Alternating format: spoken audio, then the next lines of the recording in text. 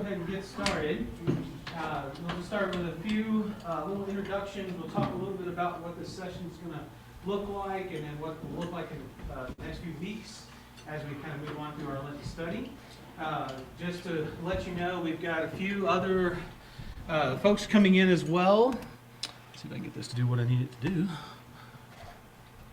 Nope, okay. Where's my PowerPoint? Hang on. And there we go. So, first is our schedule-ish. Okay, so I say schedule-ish because while we will have sessions each time, I have not got it all exactly locked down as to who will be here when. But I want to understand that we will be talking about long-term care, medical power of attorney, durable power of attorney, those sort of things next week. Funeral planning with Crippen Funeral Home. They're going to come in and do a presentation for us as well. Then the 13th, Hospice and Advanced Directives, Hope West is going to be coming in to help talk about hospice and those details.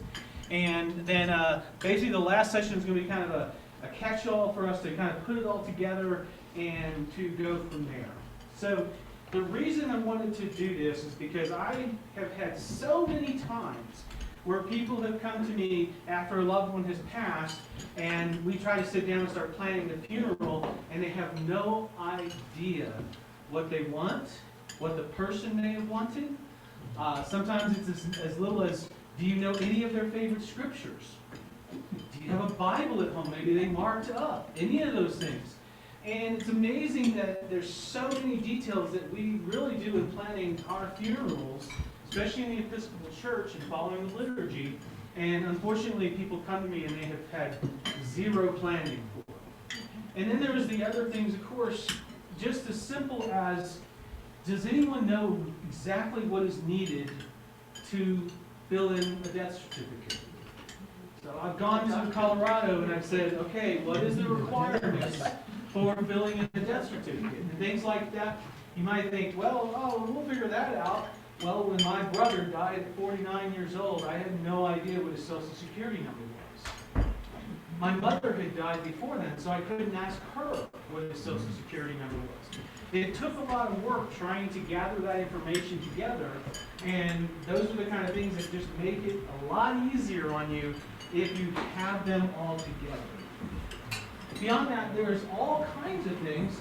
And you'll see there's two different documents. The first one is the personal inventory form, and this is kind of like the catch-all. It has all the details of all the different kind of things that you're going to want to think about in planning, and all the kind of different areas that you want to think about for what's going to happen afterwards, and you're going to want to have this.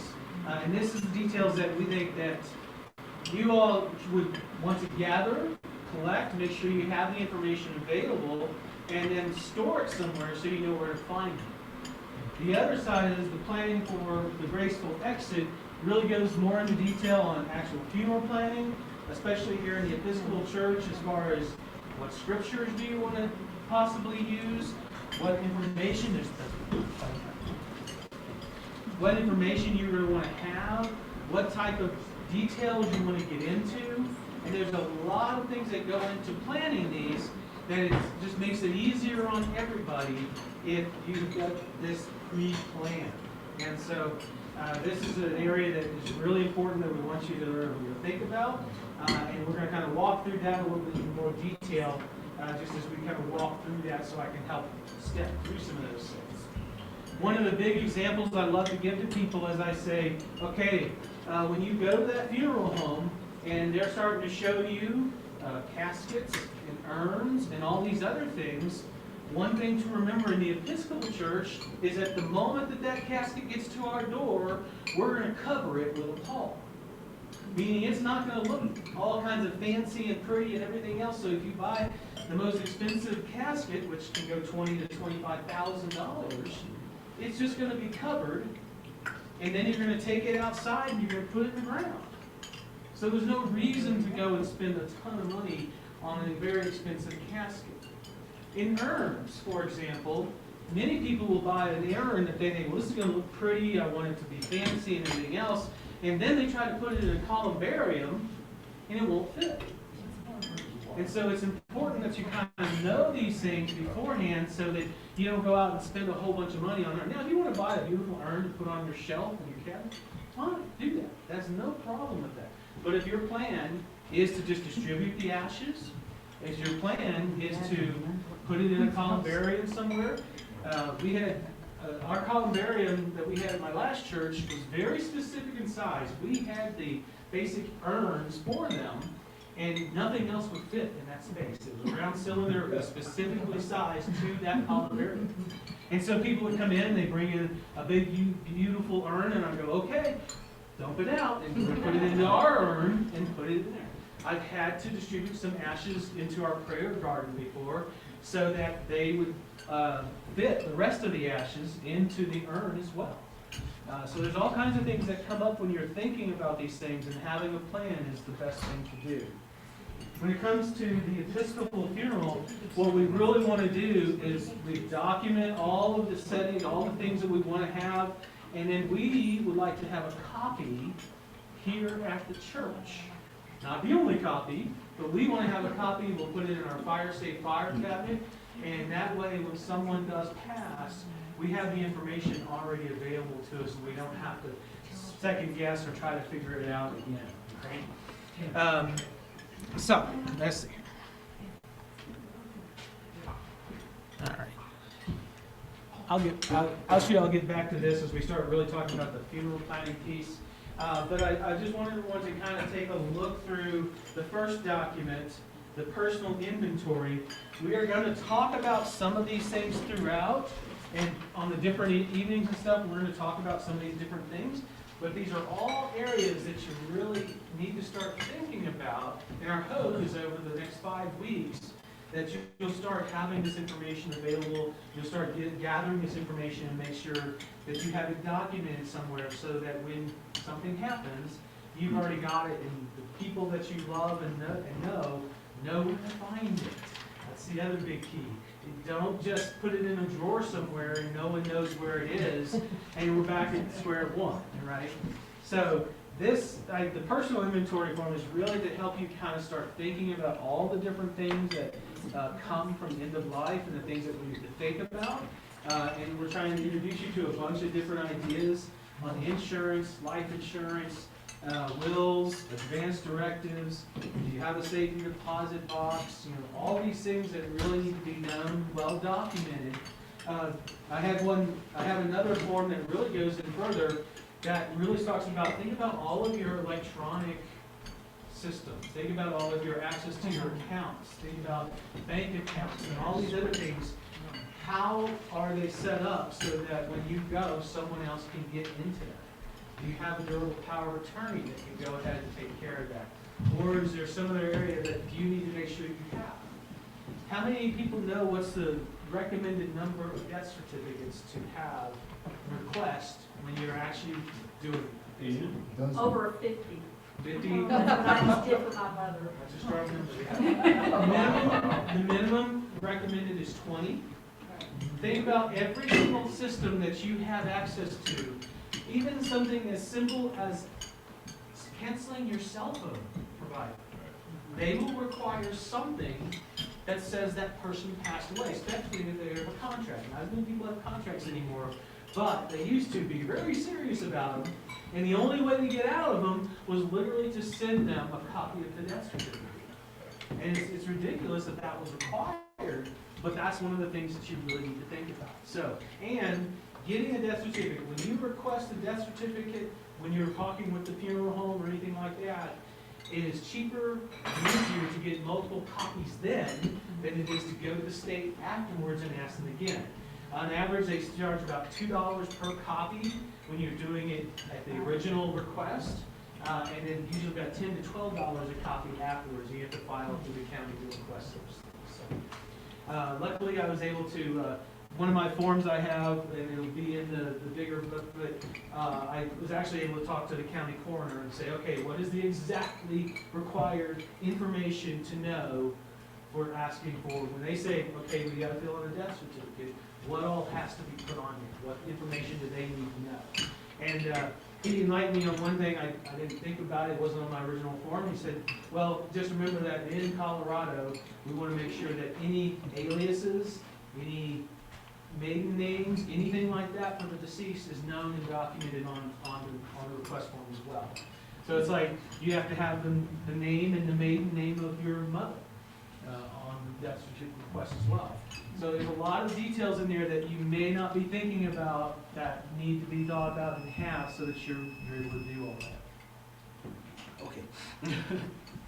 So, again, health insurance, property insurance, umbrella insurance, car insurance, cars. What about the cars and what's going to be the disposition of those? How's the house, how's your home being described? Who's going to have the executor to it? So we're not saying here tonight that we're going to basically, not having attorneys come in and qualify your wills and things like that, but we want you to think about these things so that you have them so that you're ready for things to happen. I found the funeral home very useful in figuring out how many death certificates. Yeah. I'm interested to hear what Crippen says, what their recommendation is, because that's another thing. So each group that we have come in, they're going to have recommendations for us to include and to think about that we may not have covered. But we want to try and get as much as possible so that everyone has a chance to really gather the information they need so that they're ready for when things do happen. So, Vivian, is there anything like start? Yeah, well, do you want me to just talk about it for a minute? Absolutely.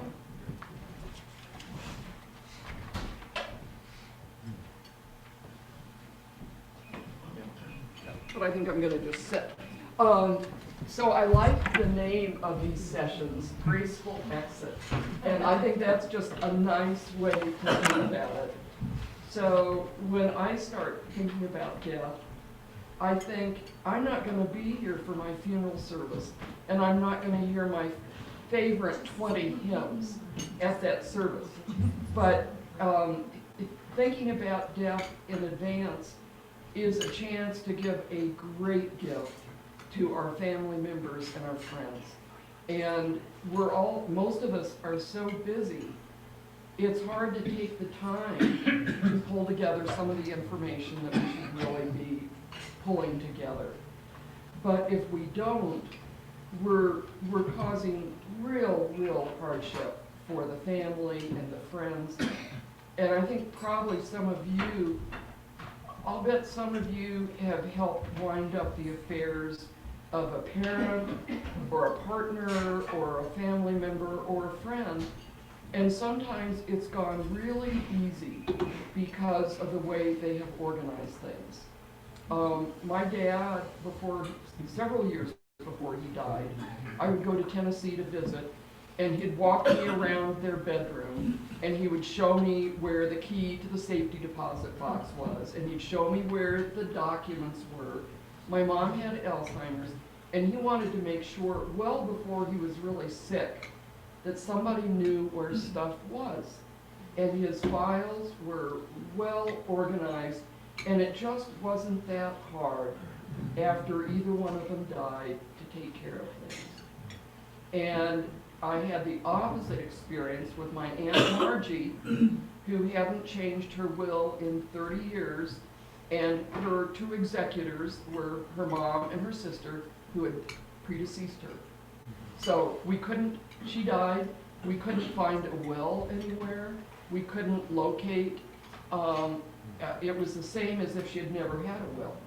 And by law, blood relatives, they finally tracked down some distant blood relatives, cousins, on the other side of the James River, and she didn't even know them, but they were the ones that inherited their property. So the same thing happens with, often people, they don't change their life insurance beneficiaries. Maybe they've remarried. Maybe mom gets their life insurance instead of their spouse. So things just go astray and amok when people don't take care of things. So I think the other thing that this personal inventory is useful for is a lot of times many married couples or partnered people have a division of labor. And sometimes one of the partners is the one that pays all the bills and knows what all the accounts are and knows where the documents are, and the other spouse can be clueless. So it's not such a bad idea to collect some of that information. So even your spouse knows where things are and what's what. I think for everybody, it's helpful to identify during your lifetime, like I said, even if you're partnered, someone who could stand in Colorado, I think it's called a personal representative. But if you don't have a spouse to take care of your affairs, who is going to do it? And talk to them.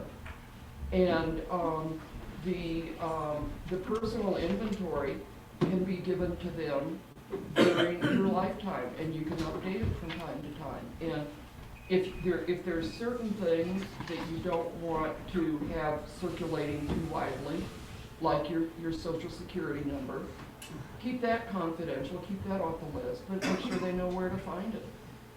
And of course, if they know where your tax returns are, they will know how to get your social security number. The other thing is we go through pulling our own affairs together. It's a good idea to think about some of the other people in your life and whether they've done the same thing.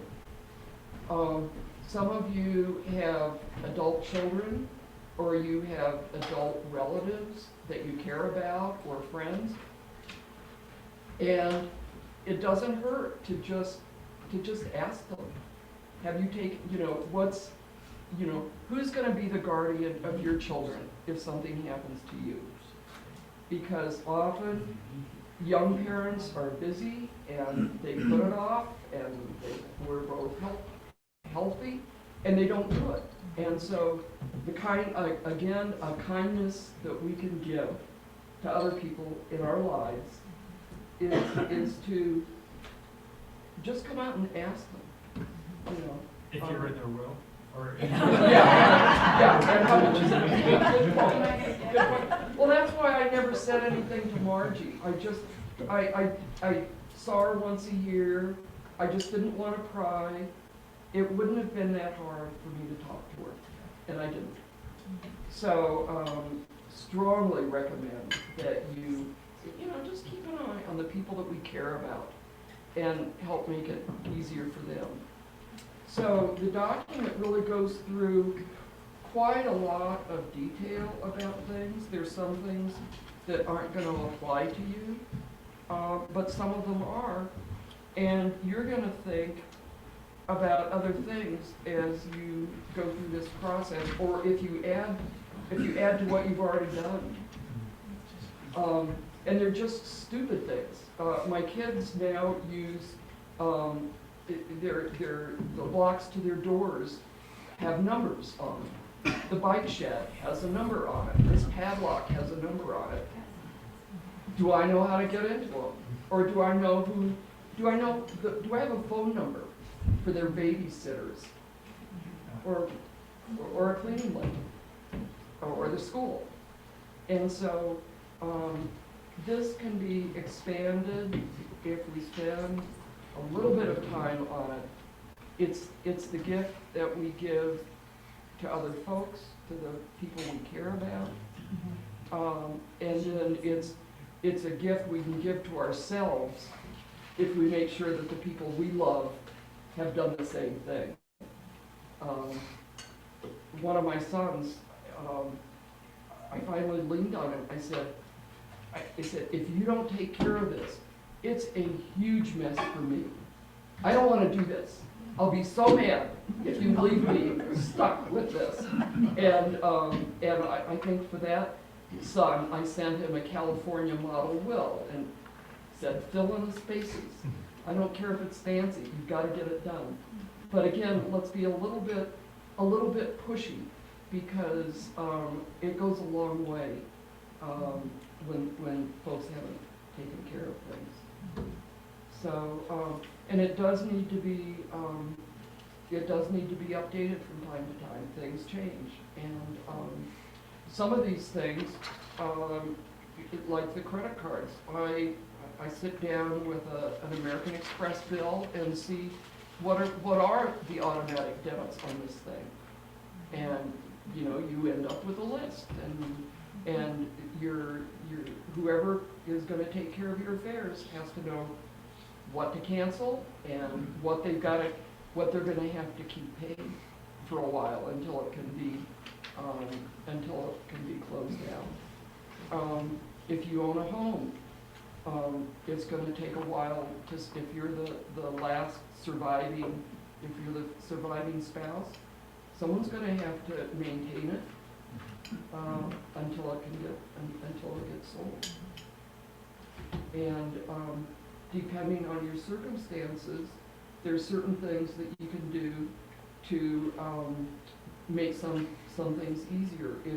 If there are gonna be expenses to keep paying after you die until maybe life insurance kicks in, is there gonna be cash for the people that have to pay those expenses? And many elderly folks, none of us, might have someone else's name on a checking account. So those expenses can be paid, and some of us did that with our parents. They, when they died, we were able to use that account to pay those expenses. It's just easier for us. I had an extra half hour before coming down here, so I thought, well, I haven't done the list that Mark referred to about what information is listed on a death certificate. And my initial reaction is my executors have all this until I got such things as my mom's maiden name and my dad's. I don't think anybody in my family knows what my parents' full names were. No one. And I've written it down now. I'm gonna share it with them. But it's easier for us to do than for somebody else to do.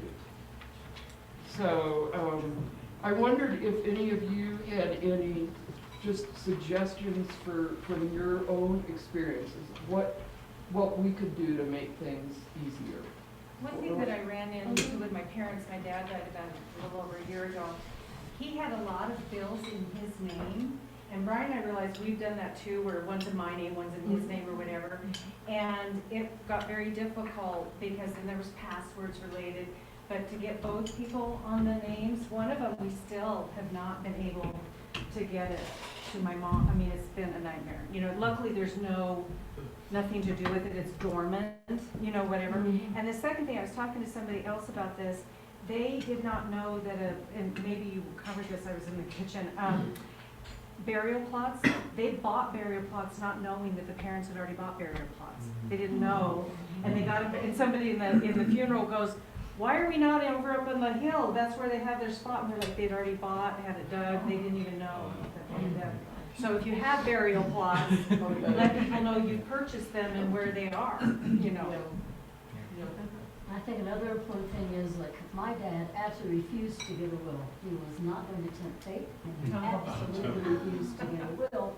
So as things progressed, then you need to take care of them before they die. So I sold his house. We needed to assisted living. I sold his house. I dispersed the money ahead of time so that you know, I'm not running into this intestate situation.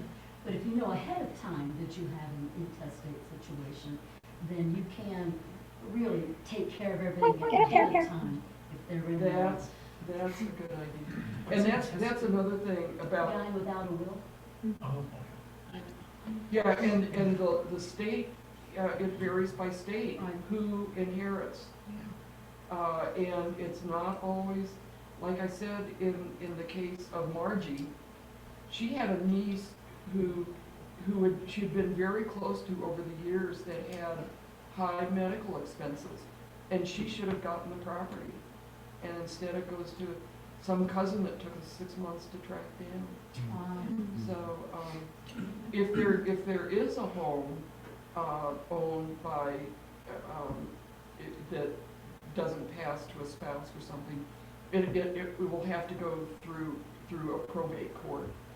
And I've been told that Colorado is much easier I've than been told that too. many states. We have 3 levels of probate Okay, in Colorado. okay. So, depending on how much How and how much, complex, that depends upon what you have to do with probate. So ours is a lot easier. Florida, maybe because they have so many older people, that's where my dad died, it was really, I said he's intestate, and that was it. I didn't have to do anything else. Creditors would call me thinking that I was the executor. I said, there is no executor in the will because the man died without a will. He didn't believe in that. So he has spent all his money. There is nothing.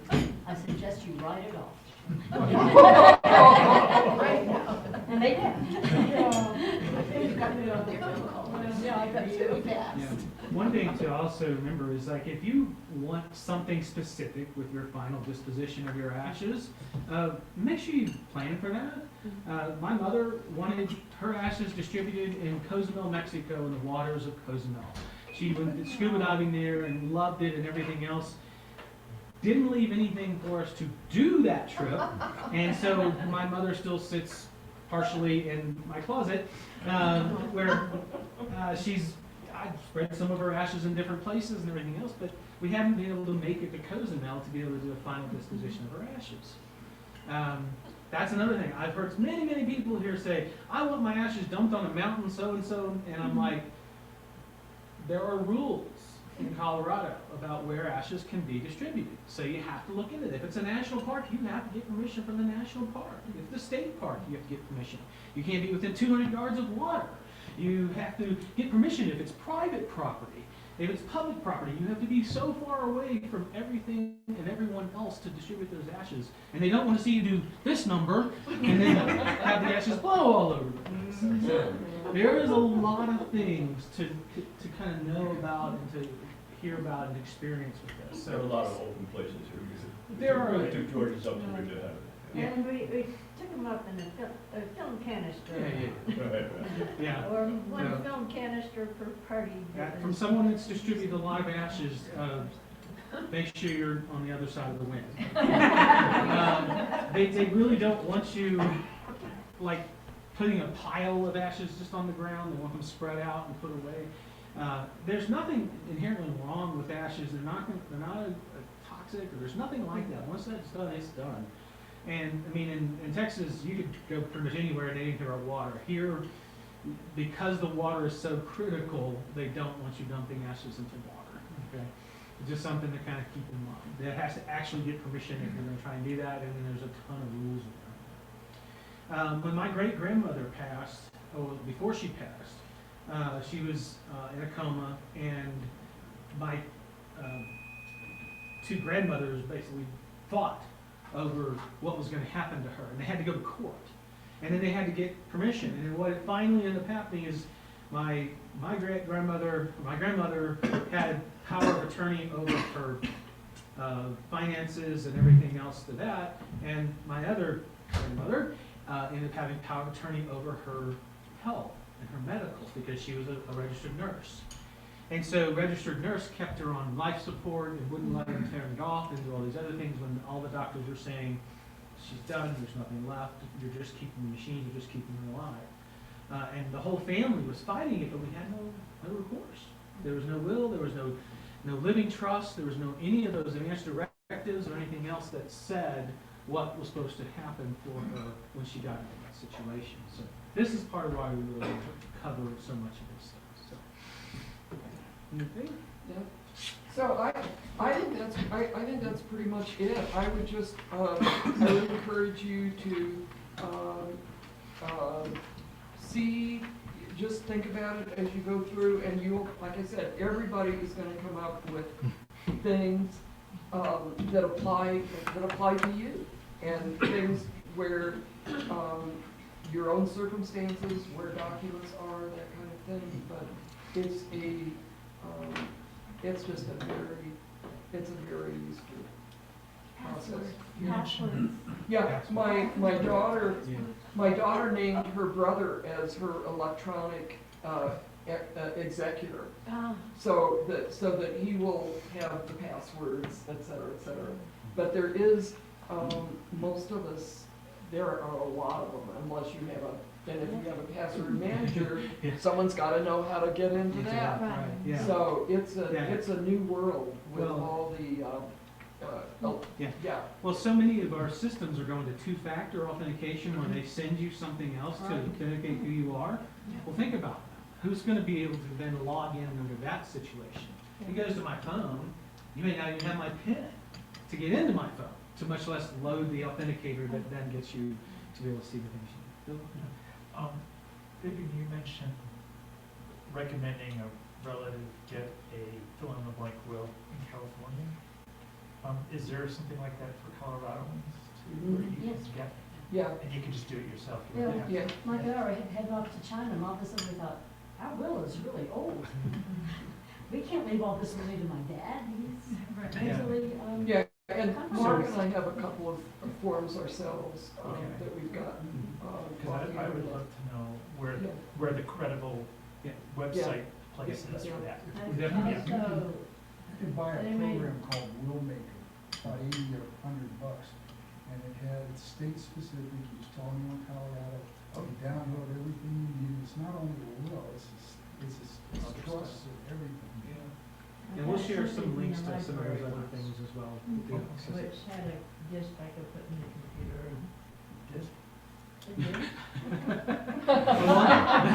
Yeah, so where are you gonna store this information? That's another one, right? You should probably have both digital and hard copies that you store in a safety deposit box or something to that effect, and then obviously information on how to do that. So, next I want to talk about the actual funeral planning. And while I'm gonna be focusing a lot on Episcopal funeral planning. Y'all are welcome to see and use some of the same information however you wish. It may go down differently for folks that have different plans. But I want to share what the Episcopal Church's process is for our funeral services and what kind of things that you're going to be wanting to know and ask along the way. So the first page, on page 4, it starts to really talk about some of the more detailed things about, well, has a cemetery plot been purchased? Yes or no? If it has, where is the deed? Where's the information about it? Who do you call? When I discovered my mom had passed and I was at her home and I was sitting there and I go, okay, well, I know I need to dial 911 and the police and EMS came and everything else, but I didn't know who else to call at that point. So then I had to call my stepfather to try to get the number for the funeral plan that they had already purchased a cemetery plot and funeral plan and that sort of thing. But I didn't have any information on that, so I did not know who to even call at that point so I could get them to come and pick up her body. We're probably gonna go with the hospice, I call it hospice meeting. Yeah.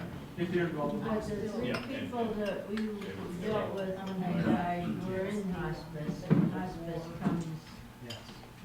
Take care of it. Absolutely, yeah. But they do ask you about what a funeral home if there's a choice, Right. or if there's a burial plan.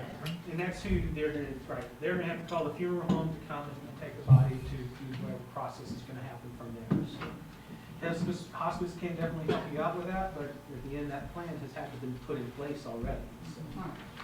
So, then again, just little steps along the way. Do you want a casket or do you want to be cremated? Again, in the Episcopal Church, cremation is fully, actually most churches now, Roman Catholic used to not allow cremation, they do now. Generally, as long as all of the remains are buried, even cremated, you can bury in the ground or you can bury the urn in the ground. That's the general rule within the Roman Catholic Church. Episcopal Church, we don't care. It's all good. So. And it's funny because I literally at one of my churches, we had a family come in, we did the funeral, everything was great.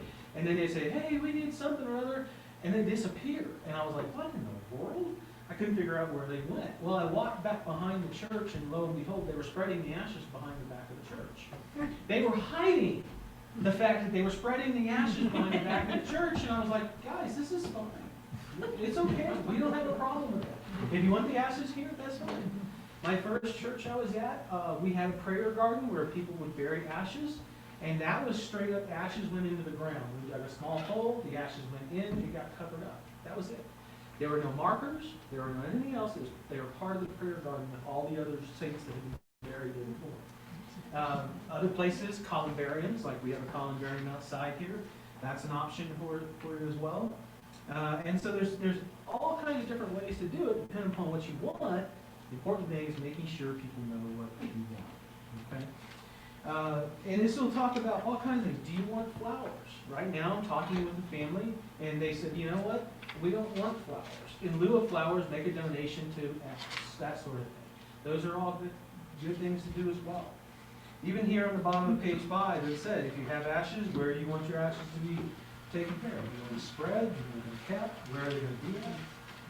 Right now, Ella's father is at home on the shelf in the mantle in the fireplace, and I was blown away because he's a Roman Catholic deacon. I'm like, they're supposed to bury him.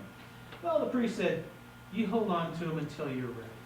And so Ella's mother is keeping him until she passes, and then they want to have the ashes combined together and be buried together. So again, these are all kind of things. It's something just to think about when you're trying to talk about. So. Page 6 is the start of where I generally sit down with folks and I start talking about funeral planning. Okay? And so this is traditional to the Episcopal Church. If you're ever wondering where to look for information about a burial or funeral service in the Episcopal Church, the Book of Common Prayer, of course, has it. We have both Rite 1 and Rite 2. What's the difference? You and me. Right. These and thous, right? So the Rite 1 service is the Old English style, so they'll have the thous. We just switched to Rite 1 services here for Lent, so you're hearing that on Sunday now. That would be the same thing would happen in a Rite 1 traditional language service for a funeral. Do they want a Eucharist? Do people want to have a Eucharist at the end of the funeral? I see about a 50-50 switch on that one. A good majority of folks don't really care about it. They say, well, all of our family members that are coming, they don't really do that anymore, so they don't really understand it. Okay, you don't have to, but it is an option to have that as part of the Eucharistic service, or the Eucharist as part of the funeral service. Do you have particular crucifers that you want to have there serving at your funeral service? Oh, yes. Do you have particular acolytes that you would like to have and have known, like if one of the acolytes grew up in the church and you were around them all the time and you want them to serve at your funeral service, put it down. They may not be available, but at least you can try if that's something that's important to you. Eucharistic ministers, even if we're doing a Eucharist, is there going to be particular Eucharistic ministers that you want to have serving as well? Music. Music is always the fun one. So you can look, I'm just going to tell you real quick, on page 10 starts a list of the suggested hymns for the liturgy. Okay? So these are just suggestions of ones that can be used. And then actually in the pages before that, we'll talk about all the scriptures and things like that as well. But just so you know, if you're wanting music, we're going to have someone play their piano or organ or vocal. There's going to be soloists. Bagpipes, absolutely. Are there any rules about certain songs? So here's the thing. In weddings and funerals, priests have a lot of leeway in saying what can and can't happen. So in music, what I generally recommend is we try to stay with more traditional hymns. But if there is something, and I've had some wild ones, if there is something that they really want to have and hear, I've had entire services of contemporary Christian music, contemporary other songs. Some of them I wouldn't really think much about at a funeral. Some of them I might go, that would be a really great one to play at the reception afterwards. I think that would really mean a lot more. We'll have the slideshow going with their pictures of their life and everything else, and then their favorite song that they really like. And we may save the more traditional things for in the actual worship service. Well, my dad insisted before, he said this for 40, 50 years, that and we played this funeral, the Mills Brothers, cab driver once more around the block. And he wanted a checker cab to take him to the cemetery. We didn't do that. We didn't do that part because his friend who had the checker cab deceased him. But That was the one thing he insisted on, so I guess everything else was very traditional. So, again, this sheet is literally, on page 6, this is the start of the sheet that I sit down with folks whenever I plan a funeral with them. So, when I went to Howie's, and I sat down with this very sheet with Howie, and we went through all of this to capture all the things that he wanted to make sure was involved in his funeral. So, again, is there going to be prelude, opening hymn, the first lesson? So, of course, the first lesson is going to be an Old Testament reading. You can have multiples. You could have all Old Testament if you wanted to. You can have Old Testament, Psalm, New Testament, the Gospel. You can have multiple Psalms in there as well. So it's really all up to you what you want, and this gives you the opportunity to be able to actually listen to that. When I talk to families, I say, is there someone in your family that would like to read Scripture? Would they be willing to come up front and read from the Scripture choices that have been made? And some people go, oh yeah, Johnny over here really likes to do that. He's good at this. He's a limb. He does all this stuff all the time. And so, what I always tell people is like, put their name down. We'll always ask them if they don't feel like they can do it. I've had many people that will say, yeah, I want to do it, and then they come that day and they can't. And that's okay. We work with that. We just work with them and go through all of that. So the homily, this is one of those ones that gets interesting because sometimes you want to have a friend that comes and speaks. Sometimes you have an old parish priest that wants to come, and someone you knew from a long time ago. Always, you have to get the permission of the rector of the church for another clergy person to come in and do anything like that. So we've already talked. Rob is actually going to give the homily at Howie's funeral.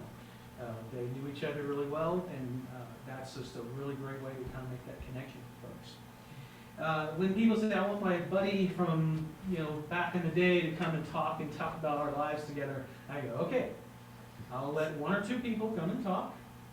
I will let them have 5 minutes. It has to be written down. Because what I don't want is have someone that's up there spouting for 30 minutes to say whatever comes to mind. I always go last. Because when little Bob messes up everything and tells everyone how bad this guy was, I can come in the end and clean it up a little bit. Remember, we're talking about God here. We want this to make sure it's reflected nicely. So yes, I do let family members speak, but they need to follow the rules. And I also tell them before they start, if I come and tap on you on the shoulder, just go ahead and say thank you very much. Just go off the side. So again, we just want to make sure that we're respectful and that we have everyone's involvement and that everything goes well. Again, just throughout the homily, the offertory, music, anthems, any of those things, there are several prayers that are very specific in the Book of Common Prayer, especially around the funeral service. And so there's different ones that are said at different times, and there are multiple, and you can have as many or as few as you want. And that's just part of the things that we want to make sure get planned for. So, I talked about the Paul earlier, the parts of the service, the different readings that are possible, the Eucharist, music. Also, are there military honors? Now, actually, Colorado does require that as part of the death certificate, and it's just a yes or no question. Tell them if they were served in the military, because then they can get an honor guard to come in and do taps or any of the other pieces, fold the flag, that sort of thing. And veterans really, it means a lot to them to have that done at the end. And other veterans that see that, it's very important. So please do make sure, it doesn't have to be, I'm sorry. I'm speaking answer. But, and then again, is the church being named as a recipient of memorial gifts, yes or no, or are there others too? So there's nothing wrong with saying I want to list the Cancer Society, the church, the hospice group as beneficiaries if someone gives a memorial gift for that sort of thing. So do make sure that gets listed and marked. So, and memorial gifts and then who the donors are so that we can keep track of that and give them honors. On page 8, it talks about, okay, I just want to cover this real quick. The Old Testament, the Psalms, all of those are recommended, if you will. But there is nothing wrong with choosing another piece of Scripture to go in as well. My favorite piece of Scripture is Philippians 4:13. I can do all things through Christ who strengthens me. It's It is my scripture that I love, and it would be the scripture for sure that would be read in my funeral service. But these are some of the ones that are most recommended. You would actually find these same ones recommended in the Book of Common Prayer. What I do for folks when I'm doing a funeral, or planning a funeral, is I actually have all of those scriptures actually fully filled out so that they can look at them and kind of go through and see which ones that they want to have. So instead of sitting there looking at one line and going, "He will swallow up death forever." Okay. You remember that one, right? Isaiah 25? Come on. Oh, well, here it is. On this mountain, the Lord of hosts will make for all peoples a feast of rich food, a feast of well-aged wines, rich food filled with marrow. When people read the scripture piece, they remember. They go, yeah, I like that. I want that. So again, having them available, I put them in here so that you have the list of things, but if you're really sitting down, open up the Bible, look at the scriptures, read them, make sure it's what you want. Psalm 27, which one do you want? The old version or the new version? Psalm 23, which one do you want? So many people pick that and then they're like, well, that doesn't sound right. Well, which version of it did you get? The Old Testament version, the old King James version of it? Or did you get the more modern NRSV version of it? So even that, the translation. Now, everyone knows that here in the Episcopal Church, where our main translation is NRSV, but there's nothing wrong with the King James Version if that's what you really want for your funeral. And again, pastorally, funerals and marriages are ones where we let things kind of slide a little bit, kind of give you a little bit more flexibility. We stick to liturgy because it makes it easier for us, but we also know that people want to have it. Yes, sir. I just have to interject that our liturgy in the prayer book, in the Episcopal prayer book, is one of the closest to the original prayer book in the Church of England, 1662, maybe a little bit older than that. And it's the most, outside of the Bible and outside of the Psalter in the back of the prayer book, the funeral rite in the Anglican and Episcopal tradition is the most quoted in all of English literature. After Scripture itself and after the Psalter, it's the most quoted. And the reason is it is so powerful. It's beautiful. A lot of other denominational traditions borrow heavily from that funeral rite because it's so strong on the theme of resurrection. So it's just something to be kind of proud about as an Episcopalian. Okay, so on page 12, I mentioned that this is the list of things that are necessary for the death certificate. I just want you to be able to see those things so you can start kind of thinking about them, making sure that you have that information. But beyond that, let's see. Yeah, I didn't get the changes in there. Just remember full name for the deceased, full name including any aliases and or maiden names that go on there as well. And then military service, it's not dates, it's just military service, yes or no. Yes, ma'am. So the death certificate information is needed a few days after death. The funeral home, if regardless of whether you're going to be buried or you're going to be cremated, they need to get a certificate to be able to dispose of your body. But so before they embalm you or before they cremate you, they have to have they have to basically file for a state permit. So we'll try and get you the information, but there are a few things they need really within a day, pretty much a day after the death, and need soon. Is a funeral home the only way to go? No, absolutely. Okay. So, well, there are multiple options as far as that goes. I don't know all the rules in Colorado, but I know there's things like green burials and things like that, where they do the burials in like a burlap bag, Right. so you go naturally back to the ground, that sort of thing. So there are more options as far as that goes. I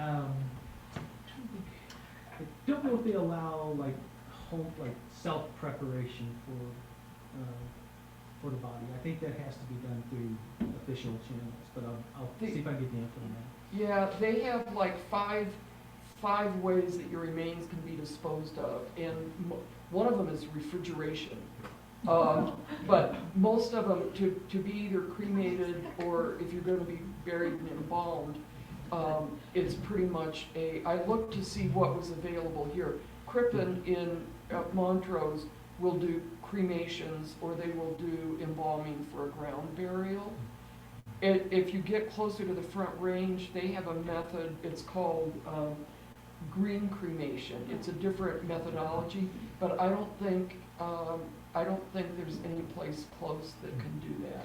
And the other thing that we should mention is you may want to check out if you want to donate your body to a medical school or something. Again, the issue for us, we're so far away from a bigger city.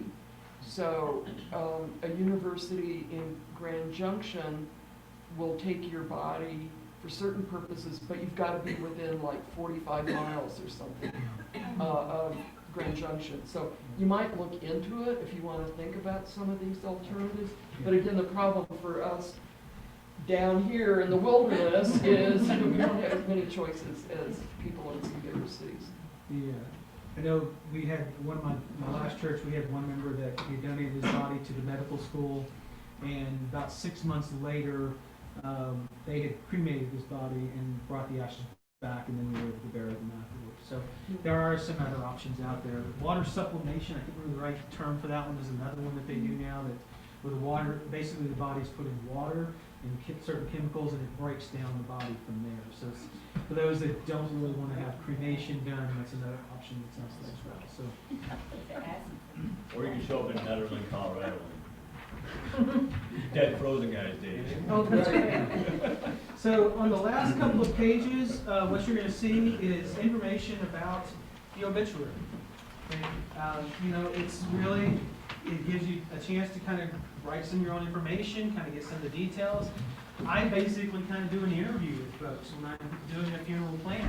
One of the last steps that I do is I start kind of interviewing them and talking, okay, well, what did you do in the church? What ministries were you involved in?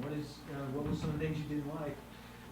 You know, when I had Carolyn and was able to really talk about her and really dug up a lot about her life so that we could include that in the funeral information as well. So, and then obviously when you're sitting there trying to write the obituary, it's a hard time to sit there and try to write these things when you're really thinking. And about it. I'm of the age where we have a lot of my friends that their parents are dying, and I know that several people I know were just so upset when they wrote the obituary and then had people come and say, that's not right, he didn't go to that, you know what I mean, like, it felt really bad to, you know, have written down the wrong information because you didn't know, you know, so. I didn't go to Oxford? No, you didn't. That was you. No, you know, a lot of stuff, yeah, I mean, where they wrote down the University of Colorado rather than Colorado State, and, you know, I mean, just different things like that, in years of when, like, even somebody I knew got their parents' marriage date wrong, and they were like, oh.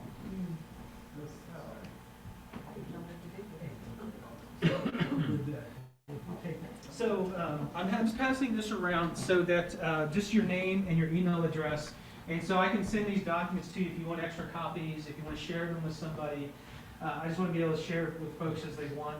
And again, as we have more documents and things that come up through the different sessions that we have, I want to be able to share those with everybody. So I'll send out their emails. I may even post on the website as long as there's a couple of documents I have that are copyrighted I can't share, but we'll have paper copies for you as we can. So, does anyone have any questions? Any thoughts right now? I have some thoughts, and only because my mother just died in the fall, and my mom and I are Episcopalians, and the rest of the family was not. And she didn't have any directives. I had to take care of basically everything. And that's why the 50 death certificates to deal with all of these little things. And I, at the end, Mom was unable to really verbalize anything, but to kind of, I'm not sure if it was opposed, the other family members, but I had our minister from our church in Fort Worth come in and do the last rites with her, with one of the brothers there, and I always had my book of common prayer with me and stuff. And then I made the decision to have those ministers at the service. And one of the ministers was a woman. And my mother had broken with the traditional Episcopal Church and went with more the other one, and where you could have women, you know, as priests. Yeah. And I had her conduct the service, and I did it graveside so that it could be a little bit more comfortable. But I am so glad I stood up and made those, and it was beautiful. And I just can tell you that so many people came up and said, that was a great idea, especially with this divided, you know, these divided issues. And then a couple of my brothers came up to me and said that Mother Hill had done a wonderful job. You know, so you have to kind of be bold sometimes with your closest family members to honor what is right, what you know that your parent or whatever wanted, and you just have to like, this is the way it's going to be. And I just want to put that in there because it was a really important. If we have the opportunity to make those, to outline that to our families, to honor what was important to us. Absolutely. Yeah, how powerful is it to say, these are mom's wishes? They're right here. This is what she wants her funeral to look like. Right. No one can argue with that. Yeah, you don't get into family arguments then. Yeah, exactly. And the eulogy issue can be one of the most challenging in funeral services. They can go on and on and on. At my parents' services, we just specified no eulogy, because in this retirement community, 10 to 15 people would stand up, and afterwards their friend Charlie pulled out, he had notes in his pocket, and we were so disappointed, but we just held firm, because once you open that door. And sometimes the person that goes on the longest knew them the least. Yeah. And you're like, who are they and why are they talking for half an hour? So in general, in the Episcopal Church, there are basically 3 different parts to the funeral service itself. The regular service with scripture, reading, homily, that piece. The commendation is kind of done at the end of the service within the church itself. And it's just another short piece of prayer and a few other entries that you go into there. It's basically committing the person to God.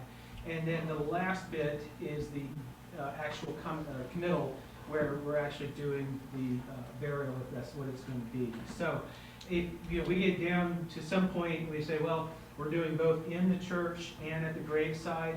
That graveside piece is really a small part. If you're doing part in the church, I mean, I've done gravesides in 5 to 10 minutes. It's literally just a few extra prayers, the throwing the dirt on the casket.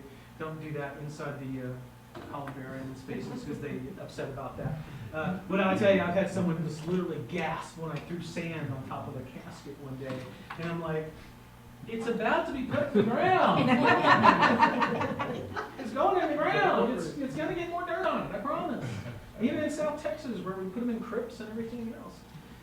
It's part of a service. It's traditional. It says a lot to believe. We've been talking about Lent, Ash Wednesday, ashes and dust to dust. You're going to be returned to the ground. These are all things that we try to honor and do within the Episcopal Church in our funeral planning service. Our funeral service. Okay. I'll just have a Yes, funny please. story. When we were interring my dad in the cemetery down the road, and the dog was just really interested in the hole that we were going to put him in. It had a thing over it, so you couldn't see into the hole. And we finally took it off to put the ashes in, and there was a chipmunk in there. And the dog jumped in and That's cute. My parents were, if you've ever been to the Silverton Cemetery, it's on the hill, it's on the hill and everything. And so my parents went to a funeral there, and it was kind of hard.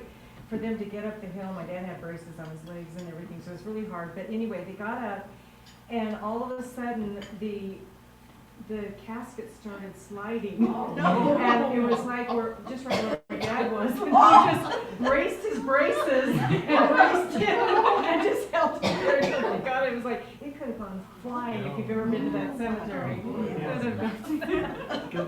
I just have a question for you. Would you consider it would you as a clergy person, as a rector and priest, consider it acceptable if family wanted, say, just the burial gravesite service? Yeah, I've done several. In fact, of course, during COVID, that's all I could do. Yeah. So for several, unfortunately, COVID for me, I lost count of how many people I buried.